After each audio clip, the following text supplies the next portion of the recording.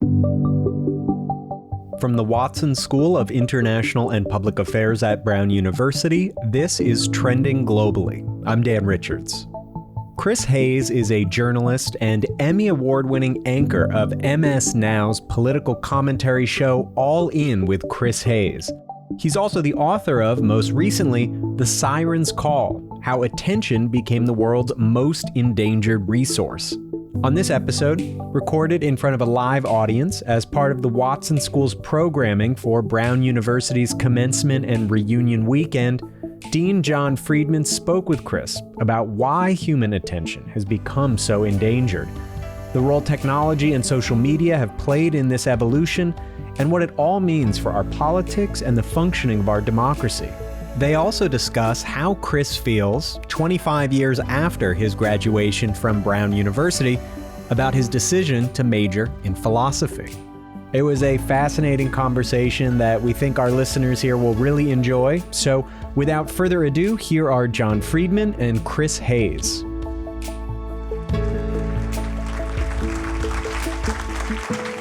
Welcome to this commencement forum. My name is John Friedman. I'm the dean here at the Watson School, and it's such a pleasure to have so many of you here with us this morning for our commencement forum and for a live taping of the Watson School podcast, Trending Globally. I'm thrilled to have Chris Hayes, class of 2001, here with us this morning. Chris is one of the nation's leading journalists and public commentators, known for bringing depth, clarity, and rigor to some of the most important political and social questions of the day. He's an Emmy Award-winning host of All In with Chris Hayes on MS Now. He's the host of the podcast, Why Is This Happening? Today, we'll discuss Chris's path from Brown to journalism and public commentary, as well as some of the themes that he talks about in The Siren's Call, how social media, algorithmic feeds, and the modern attention economy has reshaped politics and public discourse. We'll also explore what that means for the politics of the day, for the upcoming 26 midterms, and for the 28 presidential election, as well as broader voter concerns around issues like inflation, immigration, and economic security. These are precisely the type of issues that sit at the heart of the Watson School here at Brown and our values. How do we strengthen public discourse? How do we strengthen democratic institutions? How do we strengthen civic life in a rapidly changing world? And so with that, Chris, welcome back to Brown. Welcome on the show. Thank you so much. It's great to be here.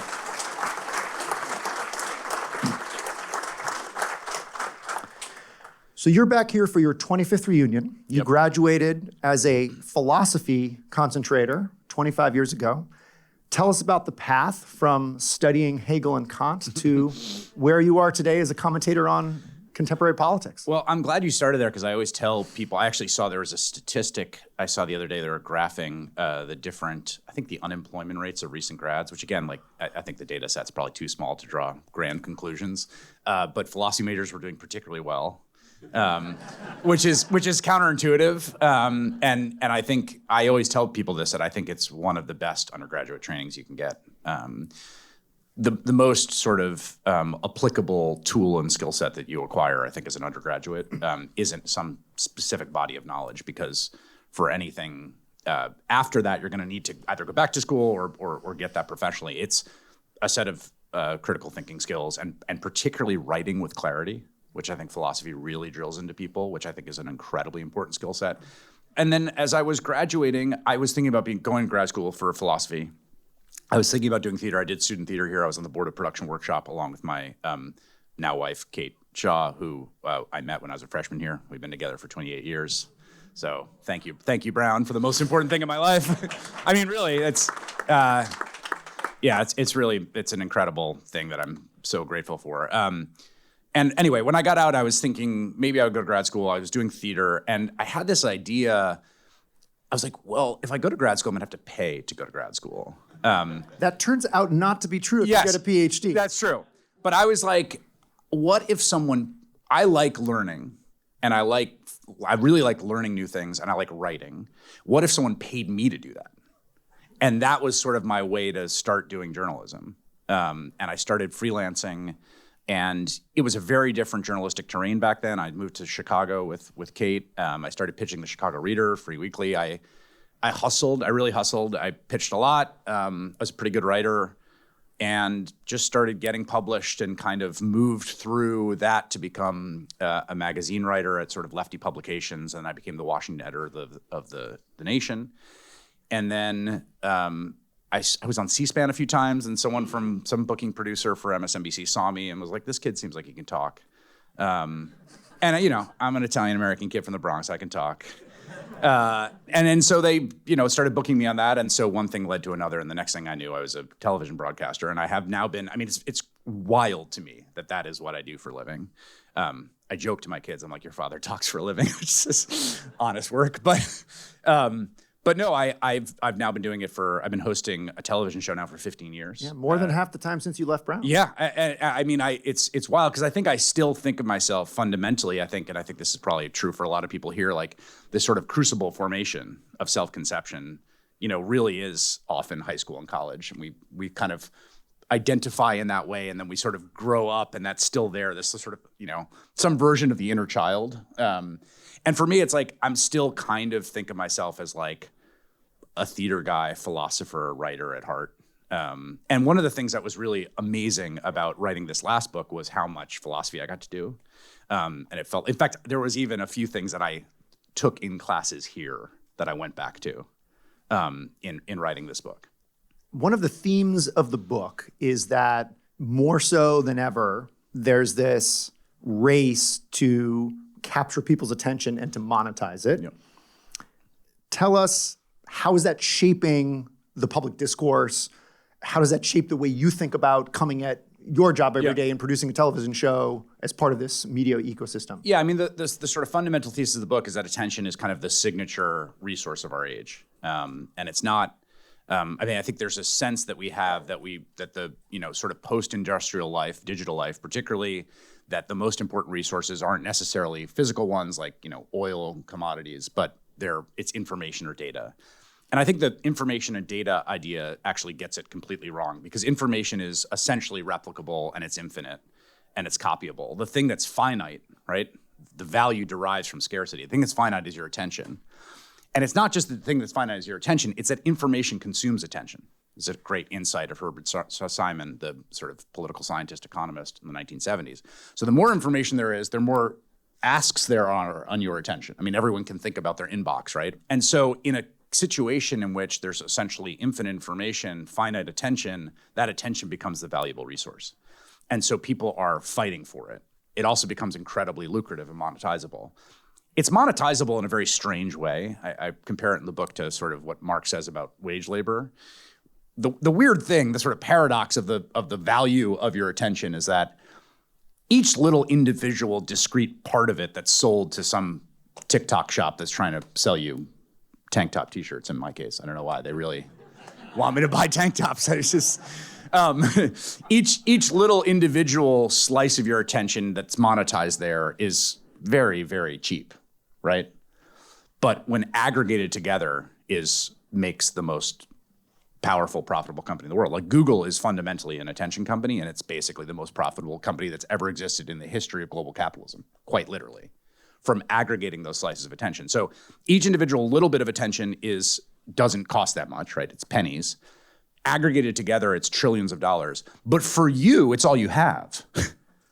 And so we're in this very weird situation where the most important commodity is essentially indistinguishable from our own sovereignty over ourselves. It's indistinguishable from consciousness, right? The will to direct the beam of thought where we want it to go.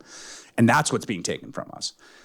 And in terms of how it connects to politics, I think that it is not an accident that this sort of attentional golem that is Donald Trump has sort of, risen to power at exactly the moment that the attention is the most important resource. So I want to get to politics in a second, but let's stay on the attention economy for a moment. So for me, it's socks. I'm a runner, and for some reason, I always get ads for socks. You got for people that are listening to this podcast, he has nice ones on now right now.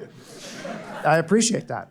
But so I think there's something more that we need though, because there's a different way that this could have played out, which is that, to take us back to, the age of linear television when you and I were growing up, there are shows, they're being funded by advertisements. Yep. By and large, you would be watching advertisements that are completely irrelevant to whatever you'd be doing. And part of what the information age has afforded these companies is the opportunity to actually try to target these things in ways. And you could have imagined that this would work out by saying, wow, isn't it great that I'm trying to figure out something and actually they're giving me information that I can use.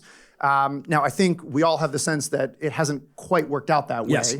Why hasn't it worked out that way? It's a great point, right? So obviously these attention markets have existed for a long time. I mean, most people, I think, identify it rightly as the birth of the penny press is the first time that you really get the kind of, that the product itself is either free or sold as a loss, and the thing you're selling is the audience attention to advertisers. This is Benjamin Day of the New York Sun's big sort of, he sort of creates the penny press, and the penny press is really the first place that we get it. And then radio and TV, broadcast, cable, all these things use basically similar models, right? You're not necessarily paying for the product, you're paying for a little for the product, but the thing that the producer is selling to their audience is the audience attention, right? That's how advertising backed media works. And I think you're totally right that in the broadcast era, these were broad publics being constituted because there was not a way that you could individuate. And that's sort of the nature of broadcast. I mean, the stat I always love is that the comedian Tiny Tim, remember him? He got married on The Tonight Show, and I think 75 million people watched it. The Super Bowl barely gets that these days, right? There was just not a ton. There was far less competition. The cost to create content was higher. Now we have this almost fractal level of individuation. And I think there's a bunch of things about that can be good and bad. I mean, I think there's a lot of critiques of the broadcast era, right? Particularly critiques along diversity, right? Whose stories gets told when there's 4 or 5 of them. There's one of the things the internet did was break that apart. And I was sort of part of that, the first blog revolution. But this individuation, this hyper-individuation means that it is very, very hard to constitute shared publics. One of the problems to solve for both in politics now, and I think even for me as a journalist, is where are people getting their information? Literally, how does anyone know things about the world? I used to have a sense of that. It was there was the evening news, right? There was the network news. There were big national newspapers. There were local newspapers, right? And then there was a period where there were a bunch of online publications and you can sort of see what's trending. But in the era of the sort of algorithmic vertical video feed, I don't know where anyone's getting anything. And also, 2 people might have the same app open getting totally different things. So we're increasingly kind of hyper-individuated, and also in the collective sense, in the sense that a public might get constituted for democratic mobilization, it's harder and harder to constitute that public. One of the things that I found so interesting about the way that this has played out, and I think this is especially true in the last 10, 15 years as social media has arisen, is the extent to which these algorithms are able to really grab people's attention in ways that they might not even realize. And that's not only shaped the information that people are getting. I see this with students all the time. It shapes their perception of how politics works. I often get questions that say, how you worked in the government, did you just scream at each other when you would get in rooms with people from the opposite party? I said, no, these are actually quite thoughtful and, dedicated public servants, and fine, we would disagree about whatever, but we'd figure out a way to work it out. How do you see this new form of fractalized, kind of captured attention shaping the way that people engage themselves with politics when they think of scream at each other over whatever issue as the primary mode of engagement? So I think let's go back to Benjamin Day and the penny press, right? So one of the things that happens is that Benjamin Day and the penny press, the New York Sun, figures out quickly that the way to get people's attention is the category of things that we have. We have a word for this category of things, which is alternately lurid or prurient, right? So he's the first one that sends a reporter down to the criminal court to just record everything that's happening. And it's there's this woman murdered her cheating husband, and there's blood spattered everywhere, right? And these would be the sort of tawdry stories. All of this has a kind of political valence that I don't think is left-right, but I would broadly call sort of low trust and populist.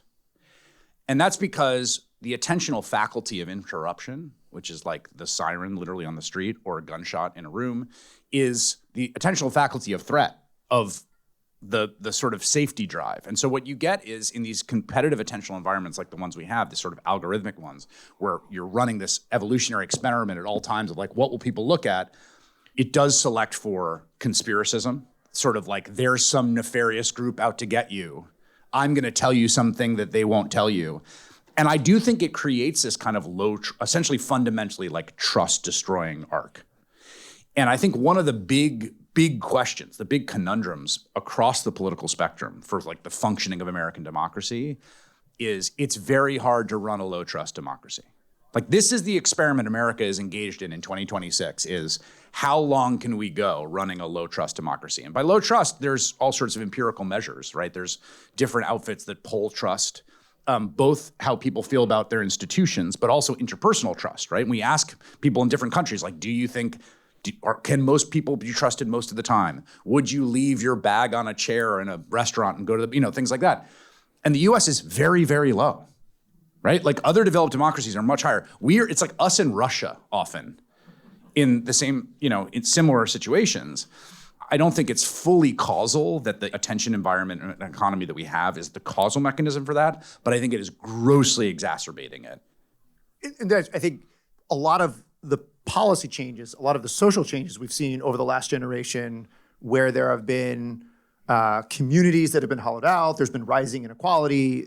We have seen in some of these communities lower levels of upward mobility, which leads to a lot of the similar phenomena, zero-sum thinking, a lack of trust in establishments, right? I think it's the combination of these two things, right? People That's like the material substrate. People are in a media environment that emphasizes these lack of trust of things, but also I think many people feel like they have a lot to lack trust in. Yes, and that some sort of compact has been broken and is not there anymore. I mean, the other thing that I would say that I think is important is much of this book emanates from my experience of trying to do this every day, right? Because the biggest thing I have to do, the number one thing I have to do before I do anything else for my job is get people's attention and hold it. And if I don't do that, I don't have a job anymore. Which at times when I was not doing a very good job of it was communicated quite directly to me. It's like, that's, but, right, I am someone who comes from a tradition and an ethos of journalism where that's not the only thing. Right? It's a means to an end, right? So the means is I want to grab people's attention and then I want to inform them. I want to give them the tools that are necessary for like democratic self-governance and a flourishing society. But like, if you don't care about the second part, right? And you create market institutions that don't care about the second part, then you're just competing based on attention. Then it doesn't matter whether you're telling the truth. So to go back to Benjamin Day, Benjamin Day ran an entire series that was the most successful newspaper series of his time on what life on the moon was like. And invented a guy who had a telescope that could see the moon, and he did long stories about like the bat people that live there. And this newspaper was so successful that other newspapers started writing stories about it as well. And at a certain point, it's like, it was obviously all made up. But they'd made their money and gone on, right? And so there's like this sort of mercenary set of incentives when you have both institutional ethos and traditions and norms and also a standing set of credibility, right? Where people know who I am, and if I get something wrong or come back and watch me, correct it, or they're gonna be like, wait, he got that wrong. In the iterative world of the hit and run feed, there's none of that incentive. Right? Like if something goes viral on a lie, you might not even realize, who is this person? You just told me a thing, and then maybe the algorithm will give it to you again. So you've taken away all this sort of it's like pure, Hobbesian, like war of all against all for attention without any of the other ethos and norms. And so let's now kind of move the conversation into politics, right? I think it's clear that Donald Trump has been the most successful purveyor of this style of politics. And, whether he figured it out 12 years ago or just kind of lucked into that, I don't know. But I would say a creature of New York City tabloids, which is actually incredibly important. That was his training. That was his minor leagues. That's where he got his reps. Yeah. One, I think, key difference between politics and the pure algorithmic feed is that they're is some form of feedback loop, right? So, we are now about 3 months into a war with Iran, and you can pull out whatever attentional tricks you want on a daily basis in order to redirect attention or pitch what's going on in a current light. But at the end of the day, consumers are still driving past gas stations with prices that are $1.50 higher than they're used to. How do you see these two forces interacting in the current political space? Yeah, I mean, I think it sort of speaks to what the point that you were making before about the sort of low trust environment being born of both and, right? Like actual structural conditions of the American economy and whether people are experiencing upward mobility, whether they're feeling like they can achieve a middle class life and have this sort of like American dream promise and feeling like they can't. And also the attentional environment. And I think it's true in politics too, right? So there's material conditions and there's the attentional atmosphere. And those two things are always sort of playing off each other. Obviously, the material conditions, I mean, they've I saw a poll yesterday that the president's approval rating was 31%, which is below freezing. And not, you don't get a lot of those. So, I think there's a combination, right? I think there's some exhaustion with the attentional tricks that he used. And I think has used, and I think those also wear over time, and I don't think he's particularly innovated. He's doing the same thing over and over. But also the material conditions are the material conditions, right? Inflation is going up, gas prices are high, all of the sort of core economic anxiety that people expressed very clearly to pollsters in the 2024 election about costs, which itself is interesting because also I will say is refracted through the attention environment. We shouldn't just be like, oh, that's like pure material conditions. Like people's concern about the economy is like purely material. It is not. It is incredibly mediated, right? So we should be clear about that. That said, all of those complaints and even agony, I would say, has gone not only unaddressed, but made worse. I mean, usually presidents don't control the price level, but he's done two things that explicitly, monocausally have caused price shocks. Tariffs of goods and a war in Iran that's locked up 20% of the global oil flow. The reason I bring that up is you're talking about this sort of feedback mechanism, right? That sort of, there's like a public and then they like and don't like things and then politicians respond to that. And I guess what I would say is like, yes, gravity exists and it's still functioning. It's never not mediated. We're seeing it function now, and I guess I wish it had functioned a little earlier because I think this was all predictable. Yeah, I feel like there's also, even within the space of real world consequences of policy, there's a range of the speed or salience with which that feedback happens, right? So we're talking about gas prices, prices at the grocery store, super salient to people. The stock market makes the expected future cash flows of large corporations extremely salient to people in a way that the expected future research output of America's universities is not. In a way that the value of a society that is governed by rule of law is not. And or the lives of people in the global south, of whom there are literally tens of thousands and hundreds of thousands that will be lost because of decisions made.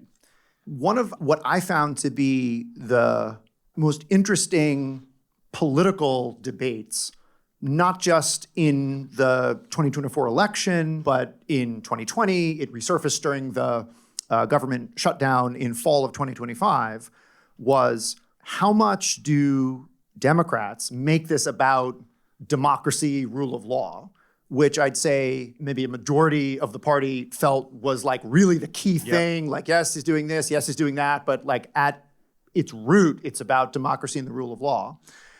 With the fact that it just didn't seem like that was something that people were able to pay attention to or respond to, and whether this was about the intentional environment or what median voters as opposed to median Democrats cared about.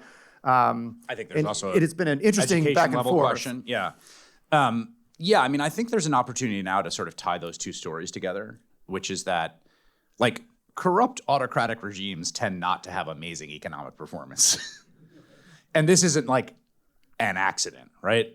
There's obviously an enormous literature on this, and you can look at it in other countries. Like, in fact, one of the classic things they get is high inflation rates, right? Because they bully the central bank.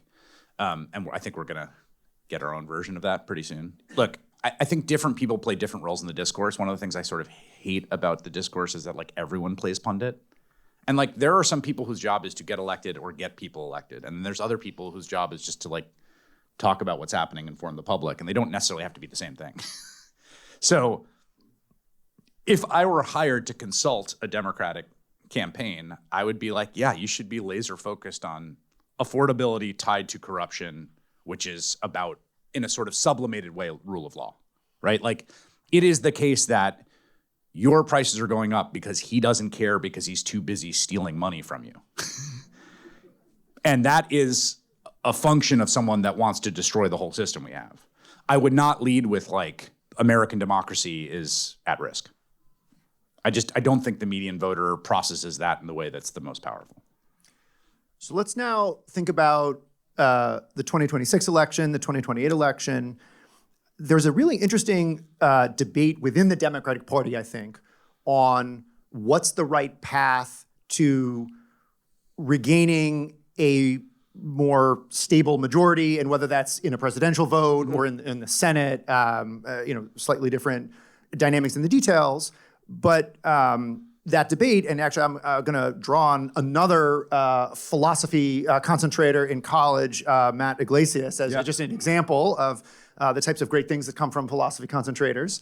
He and many others have argued that the real barrier between the Democratic Party and broader success isn't so much about communication, but fundamentally it's about the actual positions on issues, and in particular, what they would argue is that there's a set of, let's call them purple state voters, and whether it's on some issues of economic populism, on issues of culture, there needs to be kind of more moderation as a summary. But then that stands in contrast to many others who I think are coming much more from an intentional perspective that say, no, like that's actually not what we need.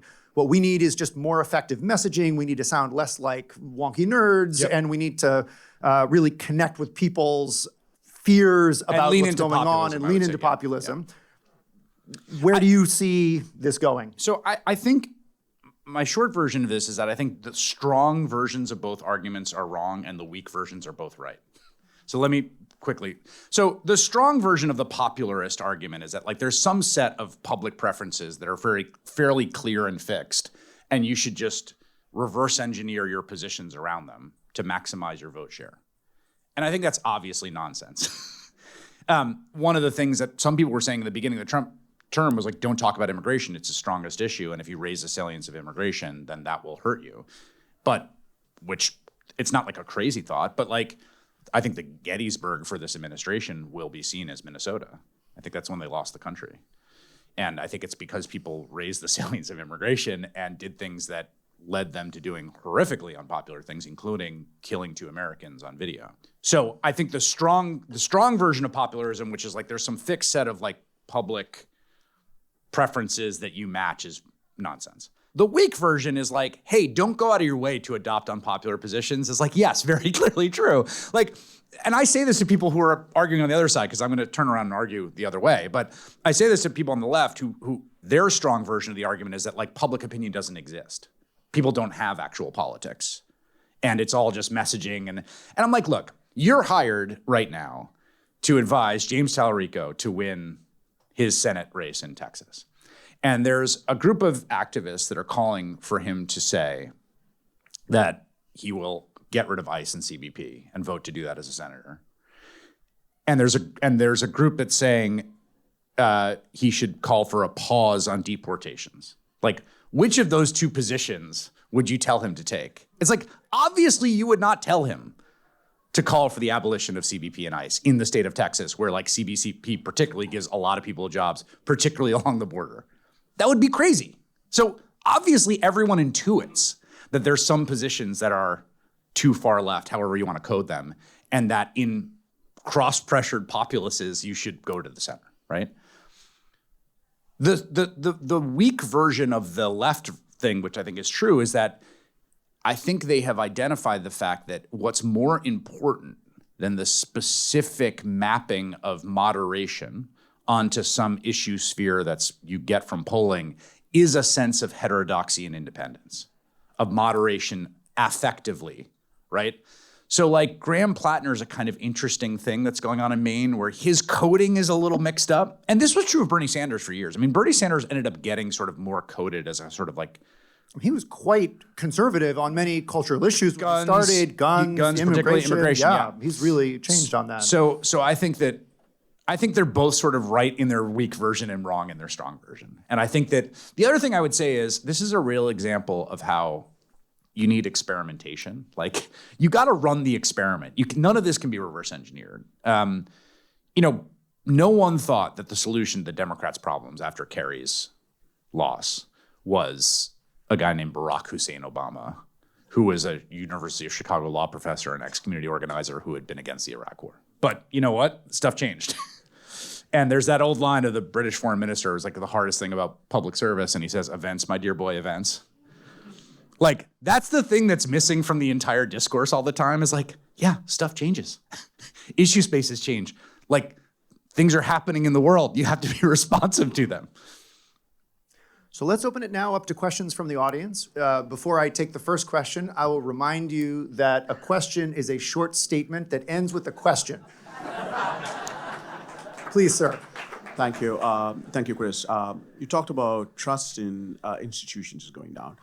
One of the institutions, mainstream media, right? Mm-hmm. I mean, you would agree that trust in mainstream media has gone down. So I'd like your views on why that is happening and why, if you look at people like Joe Rogan or Tucker Carlson or Megyn Kelly, their viewers significantly surpass those of nightly shows. And so where does this take us? Is that a response to the lack of trust in mainstream media?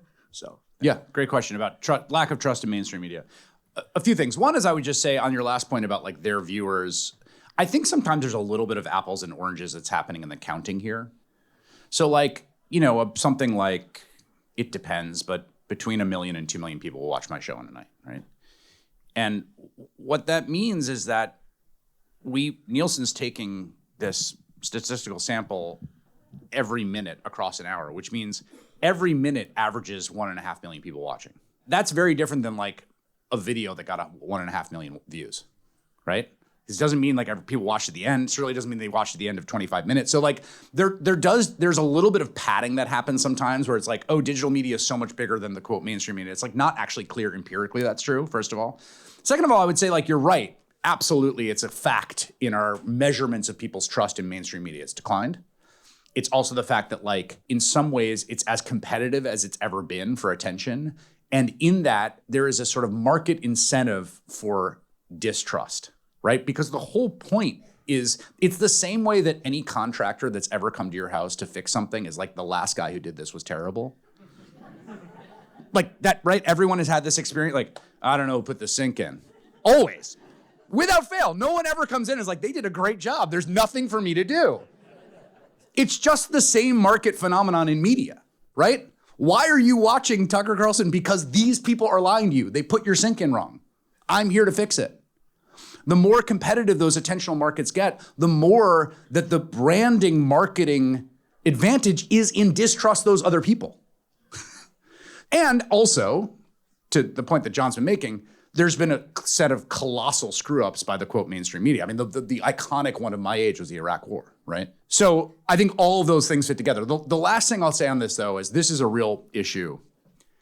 Everyone in the media world right now increasingly is audience captured. And one of the things I always say when I watch someone who's in business for themselves, okay?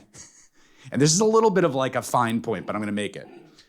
I am a laborer. I get paid a wage by my bosses, okay? My job is to put on a good show, right? But I don't own the company, okay? I'm gonna get my wage, which I contract with them for either way. If I were Tucker Carlson and Megyn Kelly, that's my company, I own it, I'm a capitalist. And the value of that enterprise is exactly what my bottom line is. The world in which we break everyone up into their own owner-operators means that your bottom line, whether you pay your mortgage and feed your kids, is increasingly dependent on how much audience you get. The incentives for audience capture are even stronger. And those incentives are also part of telling the people the story about how they can't trust anyone else. Hi, Chris. Hey. After the 2024 election, and I was listening to everyone comment on what went wrong. I don't think anything went wrong. No. I think it went pretty well. I didn't hear people talk about the completely polluted information, system, and I was surprised because to me, as I watched through the years of Biden, I just watched it get more and more polluted, and I just sort of felt like by that point it wasn't possible for Democrats to penetrate it, and to me that was they couldn't whatever their people talk about messaging. But whatever their message was, it wasn't going to get through. And I just wondered why you think people didn't really address that more. So I think it's a great question. One, I think to the degree it's addressed, it's like a little like the weather that you can't control if you're running a campaign, right? So it's like if there's some exogenous conditions under which the campaign's being run and you can't control those conditions, you got to do the best you can, right? It's like you tell your kid at a basketball tournament, you got to just ignore the ref and play basketball, right? So I think a little bit in terms of operational advice, that's the reason. To your point, I couldn't agree more. And I'm going to give you two statistics that I think are actually really important for everyone to think about when they think about what went wrong in 2024. So here they are. Number one, the swing towards Trump in non-swing states was more than in the swing states. What does that mean? In the states they were running campaigns and both sides were spending money on ads and doing events, Harris did better than the states they didn't.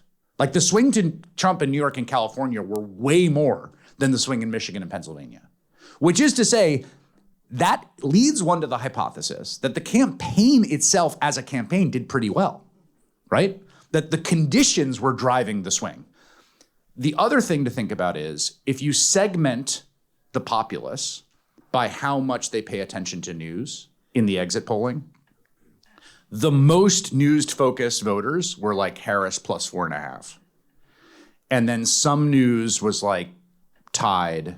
Very little news was like Trump plus 5. And then no news at all, I don't consume any news, was like Trump plus 15. And I think there's two things going on. I don't want to be too quick to say that's just an information environment. That's also, I think, a class reading of how exposed people are to inflation, right? So there's confounding variables there. You can't just say like, well, it's just about reading the news. It's also, there's a sort of third variable, right, lurking there, which is that there's sort of class correlation between how much news people are consuming and how exposed they are to inflation and rising prices and how much they're struggling. But those two stats to me suggest that like, ultimately the worst thing in that campaign were the conditions. And it doesn't mean that like they were insurmountable because you still have to, again, you can't, if you're running that campaign, you can't control inflation, right? So then you have to figure out what you do. One thing you have to do is you have to break with the incumbent president who people view as responsible for the inflation. 100%. Have to. I know this from people that tested messaging. The worst testing messaging of all the Harris clips were when she said there was nothing that she would do differently than Biden. Just absolute killer, right? So I think yes, but I also think the information environment, and we're seeing this now, this goes back to what we were saying. Here's an interesting thing to think about, okay? Reagan runs for re-election in 84, very popular. Clinton runs for re-election in 96, popular. He's got approval rating above water, he wins fairly easily. Bush runs for re-election, sort of on the bubble. Obama is slightly above water.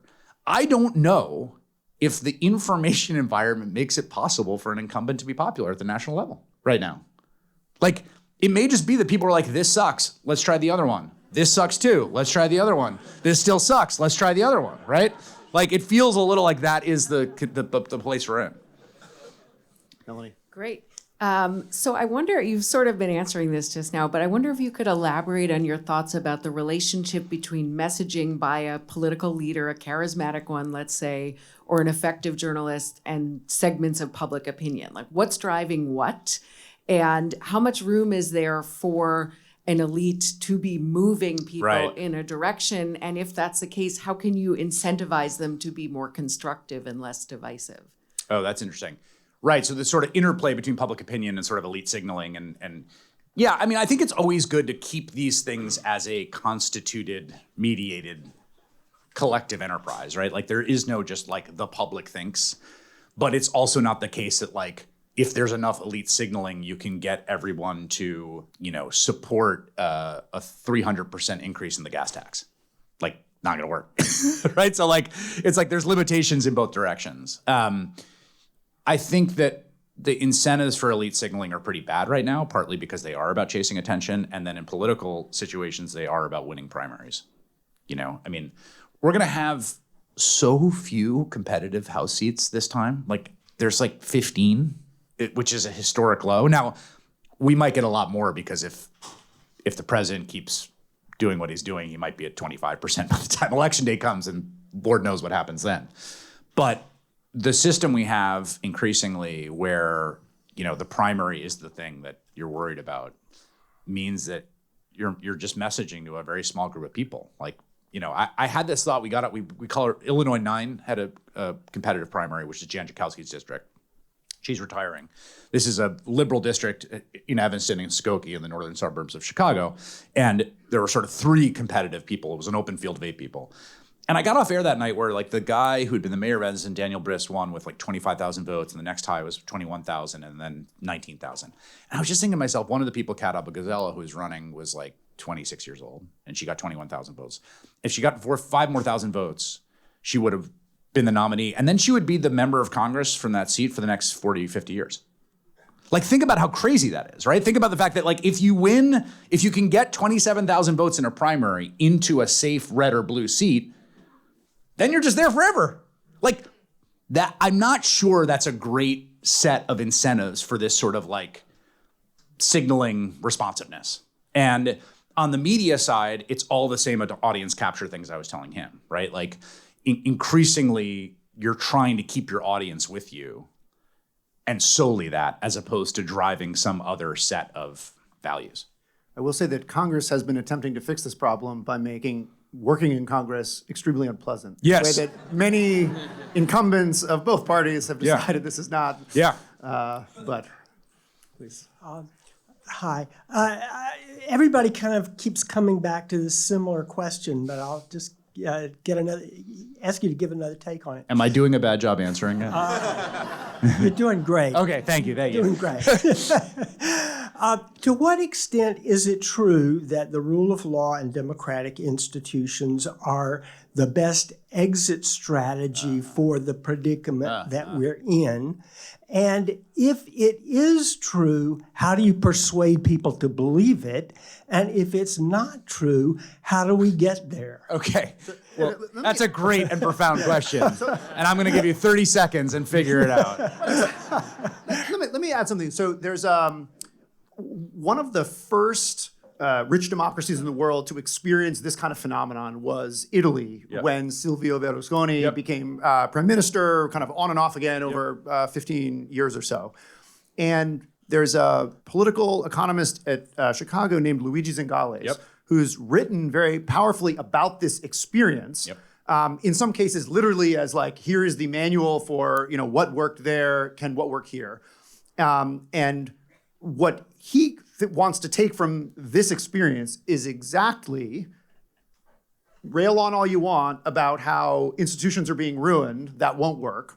Treat him like a normal politician and just point out that he's like bad at making the economy work and producing employment and all of the kind of humdrum stuff of normal life. And that turned out to be successful. So right, but I think there's 2 questions here, right? Because there's a messaging question about what's the best way to communicate to voters to take the power away from a person who is attempting to destroy the constitutional order, which, by the way, he 100% is. No one should have any doubt at this point that the goal is to bring an end to what we recognizably call the American constitutional order. That is the point. That is the goal. That is what he's trying to do. It would not be surprising if they try to Jan 6 the midterms at all. Like, I don't think you set up $1.8 billion to pay off the people that you've pardoned for violent insurrection, like, accidentally. Like, I think these are, it's genuinely happening. They're going for it. Now, the question of, does communicating about that help you win the median voter? I agree with Zingales, and I agree. Like, talk about people's material conditions. But then what I heard in your question is a second thing, which is, substantively, what do we rebuild afterwards? Well, that's it. And also, are democratic institutions the best way to rebuild the material conditions that people want? Right. I mean, well, that's God. I mean, We're gonna need another hour for that. Well, I mean, I don't know. I mean, I think I used to, it's funny you say that. I mean, I think I used to have higher faith that question was obviously yes. I still do, because I think I believe in democracy as a sort of item of secular faith. Like, I just can't think of a moral order that can replace it, just based on my first principles about human sovereignty and sort of what we kind of owe to each other as people and how we best make decisions about this short and precious time we're on Earth together. So I don't have like a better argument of that. I do think that like, I do think the Chinese model is like an actual like competitive threat, like in a sense of like, it's a shockingly high functioning non-democratic society. I mean, you know what I mean? Like it is. I think it's not morally defensible to run a society that way. There's also a lot of things that Chinese propaganda papers over. They just had a coal mine that killed 90 people today. Like there's a little bit of like, we're constantly getting like, look at their cool cars and everyone here is happy. And it's like, okay, take it down a notch. But yeah, I think there's a real question about like democracy's ability to deliver for ordinary people. And I think in some ways that's the existential question. That comes back to this messaging question, which is that like you have to, we're seeing the rise of populist movements, we're seeing democratic backsliding across the world, and you do need to create the conditions in which democratic, free, liberal societies, in the sort of small L sense, produce material gains that make people invested in its survival.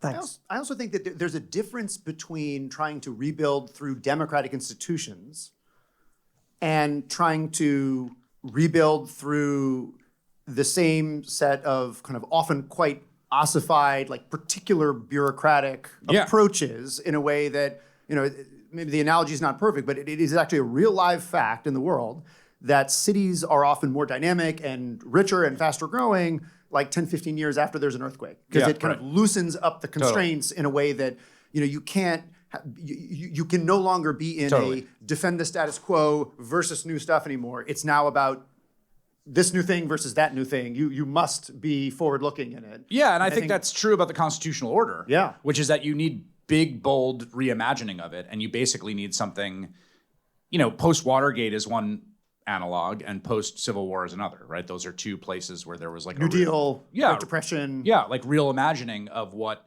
I think you can't do is just, if there is a Democratic president ever again, is to go back in and be like, here's my AG, we're going back to DOJ independent, like we're just gonna reconstitute the order that happened before. Like that, the order's dead. It has to be reimagined and rebuilt like after an earthquake. Let me thank all of you for coming today. Chris, thank you so much. Thank you, appreciate it. Here.